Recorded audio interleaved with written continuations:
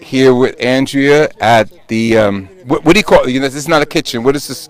Fire It's a camp kitchen. camp kitchen.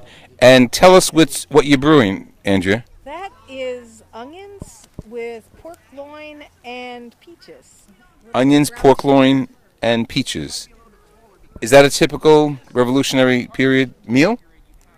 It was ingredients that would have been found in the area at the time. Okay. So You cook what you got.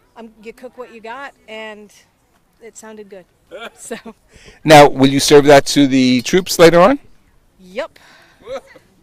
With coleslaw. So that's my next project is I need to slice some cabbage to get it ready to be coleslaw. Right, that's great. Thank you very much. Here we are at the campsite. Oh, that looks heavy. But the heat's uneven, so I want to turn it so one side doesn't burn. And And you made the fire? I had help. Good. Thank you very A much. very nice gentleman said, "Would you like some wood split?" And I said, "Yes." So he split wood for me. So it was a group effort. Have you guys tasted the delicacies here? Whoa, we just got shot at. Very good. We haven't had Very, this. very good. But we're very happy to have that. Yes. Yeah. And we always Michael. Michael, how are you? How are you? How come your outfit is so different? I'm kind of dressed as a Pennsylvania rifleman. Okay. Which were the sharpshooters of the day. They were the ones who would take out the British officers. Okay. And so they were really hated by the British. And if they were captured, generally they were given no quarter, except that they were quartered, or that they were skewed to death by bayonets or whatever. They did not like the riflemen because of that reason. So you're courageous being around this area. We also helped, like, times supply food, whatever, venison, whatever we could, things like that.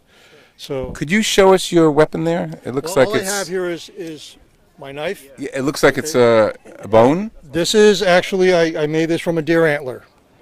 Okay, and just a knife that I kind of ground down. Okay, and then just put the hilt into the deer antler and attach it on there, and that's everything we have. Okay, I'm sorry, I'm going to take this off. Everything we have is like, these are real feathers. And this is a real squirrel tail. Whoa. Okay. How did it taste? It tastes good. I love squirrel. Squirrel is awesome. Yeah, it tastes like rabbit. If you ever had rabbit, Yes. you've had squirrel. Okay. They taste very similar diet.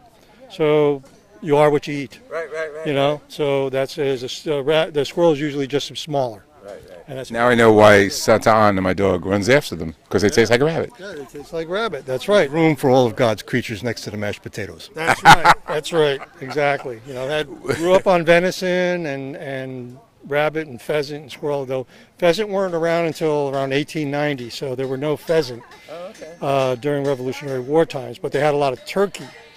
So at one point, I think it was Benjamin Franklin suggested that instead of the eagle, that the national bird should be the turkey, and then fortunately nobody agreed with him. So As we close this section, Jerry's going to give you a little overview of the kitchen table.